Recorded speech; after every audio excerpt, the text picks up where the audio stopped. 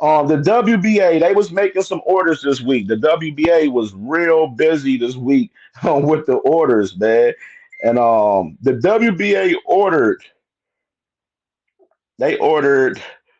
Gary Anton Russell, this guy Andy Hiroka is his mandatory challenger. Both teams have to reach a deal before May 21st, and the mandatory obligation has to be filled by July 1st.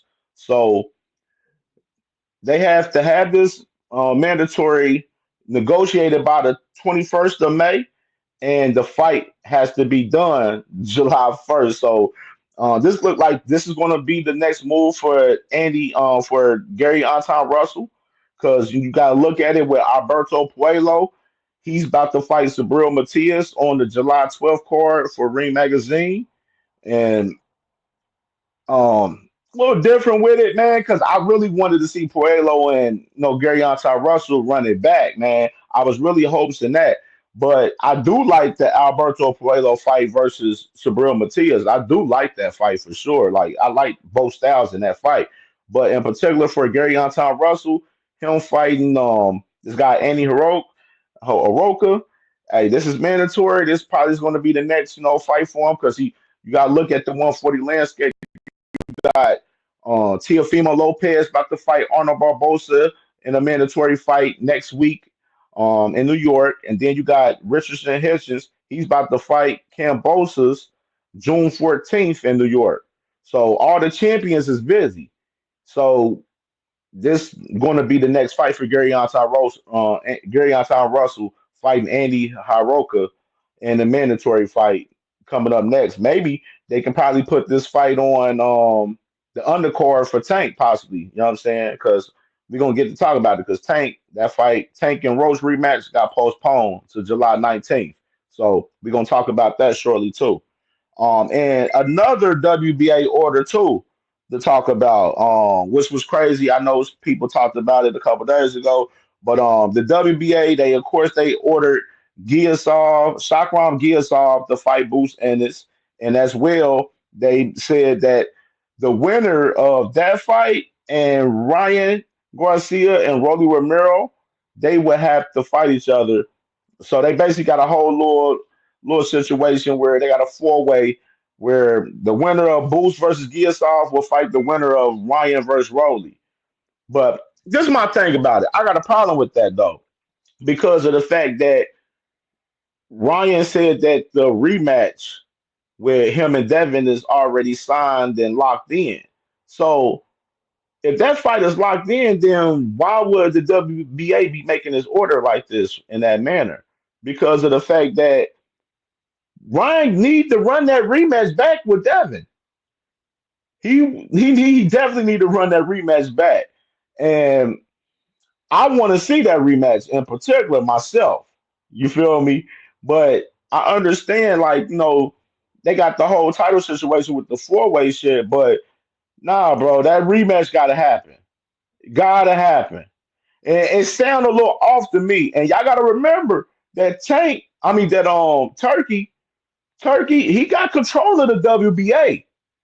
He got control of the WBA. So some of these moves, he overseeing some of these moves with some of these mandatories being made. And he's definitely overseeing Boots, Ryan Garcia, and Rolly in particular. And you can add Giasov, because Giasov is an Eddie Hearn fighter for real. So just adding that in context for us, that you feel me. But me personally, I think Boots, go ahead and get the fight out the way with Giasov.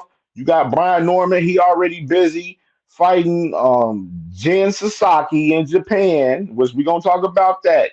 And it's leading me into that conversation. And you got Mario Barrios, him talking about fighting Manny Pacquiao in July. And who's the other champ? The other champ. Brian Norman, Boots. Yeah, Boots. Yeah, there ain't no other champ because Boots. I forgot he beat Stanionis. So my bad. That was a hot moment. But so Boots got two of the titles. So I mean, Boots is not going to be able to unify no time soon for real. It looks like. I mean, so Boots is going to probably be forced to fight this fight with Garcia. You know what I mean? And like we was talking about the 140 division, 147 division with Boots. Like, how long is Boots going to be able to stay at 147? Like, we know he has aspirations of unifying and becoming undisputed, but right now it's looking like he's not going to have no chance to do that probably the rest of this year. You know what I'm saying? Just being honest, like because these guys look like they guys are busy. The other champions is busy. You know what I'm saying? And Brian Norman, the Normans, they gonna hold on to that title tight as fuck. They gonna keep fighting other fights and keep calling Boots out and attaching their name, but not putting no action in trying to fight Boots. And it leads me into talking about Brian Norman, which, like I said before, they locked in now to fight Jen Sasaki. Um, what's the date for this fight? The fight is June 19th. So yeah, June 19th, man. Brian Norman Jr. is locked in to fight Jen Sasaki, something that we expected. We talked about this on the channel. We said, bruh, Brian Norman Jr. is talking all this shit about boost, boost, boost, boost, boost, boost, boost, boost, boost, but don't want to fight boost. Motherfucking Bob Earl told Eddie Hearn, yeah, we'll let Brian Norman fight Boots. Because Eddie Hearn, and this was right after Boots fighting Stanionis. And this was what from Eddie Hearn said. Even though we know Eddie Hearn be capping and shit, but I believe him in this sense. He wouldn't lie about something on Bob Earl like that. You know what I mean? Bro, the top rank, I feel like top rank want to get Norman whacked for real. I don't even think they want to keep him at champion long for real. I mean, that's why they said that. But Brian, the Normans, they ain't gonna move towards no Boots fight right now, especially after they just seen what Boots just did to Stanionis. He just dog walked Stanionis. Facts, Jag Queen up, like they holding the belts hostage, holding it ransom, big time. The Normans don't want to fight Boots, man. And I'm telling you, watch, they gonna do everything they power to steer away from that fight. Everything in their power. They already did it once. Ain't it wouldn't shock me for them to do it again at all. Like, you know what I'm saying? The Normans don't want no smoke with Boots. They know Boots will beat the shit out of Norman. And you already know they talked about the sparring session. Motherfucker said the boy Norman got done bad in the sparring session with Boots. And you know I don't take too much context in sparring sessions, but gotta read the room a little bit. If Boots beat your ass in the sparring session, why the hell you gonna try to rush to get in the fight and lose your title when you only defended your title only one time? Like them boys ain't they brother, they doing the same shit like Shakur, man. Pump faking, moving away from the fight, but I'm gonna stay attaching my name to Boots and Tank.